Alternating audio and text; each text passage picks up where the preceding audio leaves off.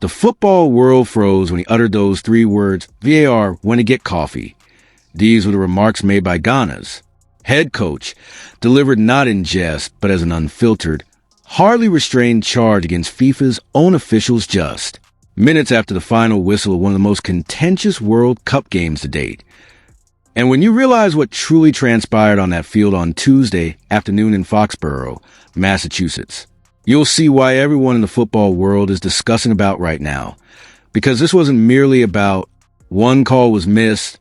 This was Ghana, the Black Stars, a country that had seen such terrible football heartache. Many fans never truly recover from it since it was so momentous and unfair. And now the wound has been torn open 16 years later. Once more, though, let's not get ahead of ourselves because a complete account of what transpired on June 23rd demands to be revealed right away. And it begins in the summer in South Africa, rather than Foxborough, Massachusetts, of 2010. Ghana was within 90 minutes or more becoming the first African country in history of football to go to the semifinals of the World Cup. They were separated from history by a single moment. A header headed for the goal, a hand followed by a goal-mouth scramble. The hand of an outfield player, not the goalie's. Luis Suarez of Uruguay purposefully. He denied what would have been a certain goal, stopped the ball on the line with his fist, and took the red card that followed. Ghana would have advanced to the final, for if Asamoah Gyan had stepped up for the penalty, he hit the crossbar. The shootout was won by Uruguay. The dream passed away, and the anguish of that one instance, that one intentional. Ghanaian football's defining wound was cheating, which was penalized but not fixed. This is an open question that the sport has never provided a complete response. What happens when an obvious act of dishonesty goes unpunished due to football rules? Ghana brought that question to this World Cup 16 years later. IT was stated by Captain Jordan Ayew. Clearly, when Ghana's final day victory last October guaranteed qualification, we were aware that this World Cup was our only opportunity for self-redemption. The word redeem embodies the entirety of Ghana's. The football generation has persevered. And in a Massachusetts stadium on Tuesday, a new phase of that agonizing. A narrative was composed. After defeating Panama, Ghana traveled to Gillette Stadium to play England in their first Group L game. England had also defeated Croatia in their first game. IT was a true six-pointer, a game that would be crucial in determining who qualified from Group L and who didn't. In other words, the stakes couldn't have been greater. By all accounts, what transpired was Carlos Queiro's tactical masterclass. Otto was replaced by the seasoned Portuguese coach a few weeks prior to the competition. Their key player Mohamed Kudus is sidelined due to a quad injury he sustained in January, which is disastrous for any team. Ghana's exceptional discipline, tactical acumen, and sheer willpower allowed them to withstand England's pressure. Recall that one of the pre-tournament favorites is England. They have Jude Bellingham, Harry Kane, Bukayo Saka, and one of the priciest national team rosters ever put together. For 79% of the game, at their feet was the ball. 79% possession, the most of any team that didn't score. In World Cup football over the previous 60 years, Ghana suffocated England instead of merely hanging on. However, in choking them, they also made their own opportunities. And during those precise, pivotal moments in the second half, where the match's narrative evolved into something that will be discussed long after the competition is over, Prince Kwabena Adu, a replacement, pursued a long ball forward in the 67th minute. Jordan Pickford, the goalie for England, rushed to meet the ball after leaving his penalty area.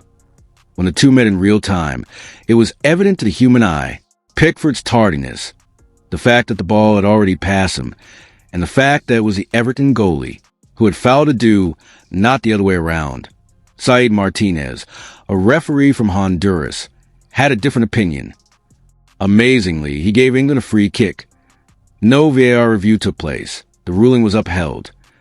The players from Ghana protested by encircling the referee. The ruling was upheld. However, that was just a start.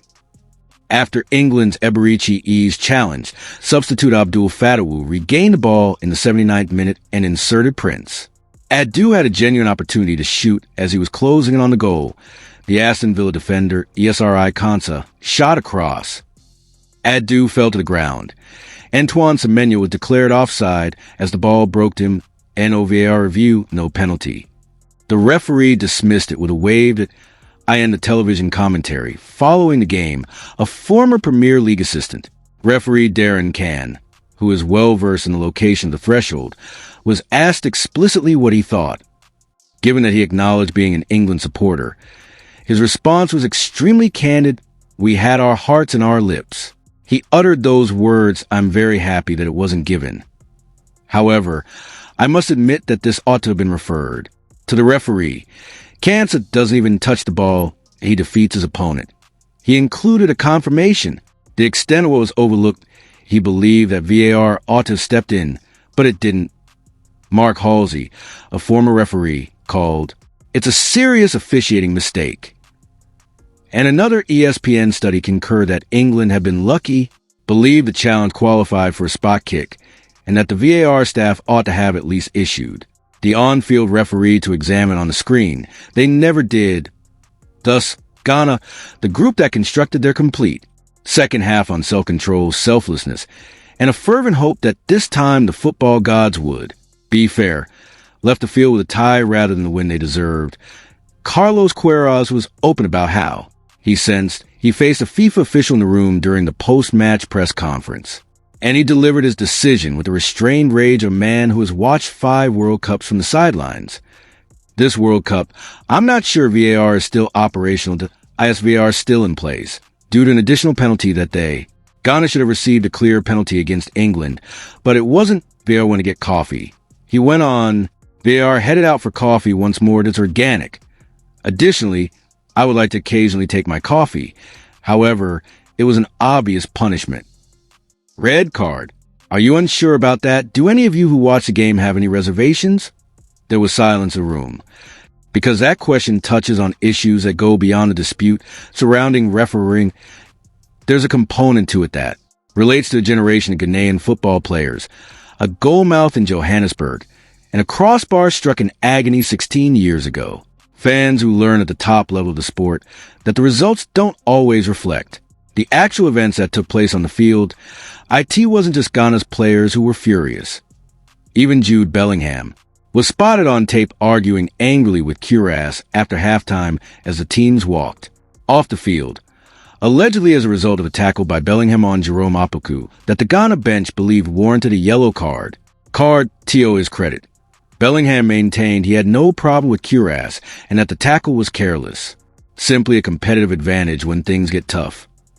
However, the picture of those two men facing each other in the tunnel caught the unadulterated stress of the recent events. Ghana must now proceed. They are level on points with 2 games left. England leads Group L. Everything could be defined by their next fixture. Whether this team will create a new chapter or redemption tale for the Black Stars in their arduous, protracted training in World Cup fairness. The VAR crew that officiated the game on Tuesday has not made any public remarks. FIFA has not addressed the controversy. Martinez hasn't said anything. The sole voices that have been, they are from Ghana, and they're making it very evident that something went wrong in Foxborough, and that a problem is never just a little issue on the grandest stage in sports. As this is Ghana, this country came dangerously close to altering the course of African football history. 16 years ago, the country was advised to accept the outcome and go on. They've never really moved on. Additionally, on Tuesday afternoon, the world of football was reminded of the reason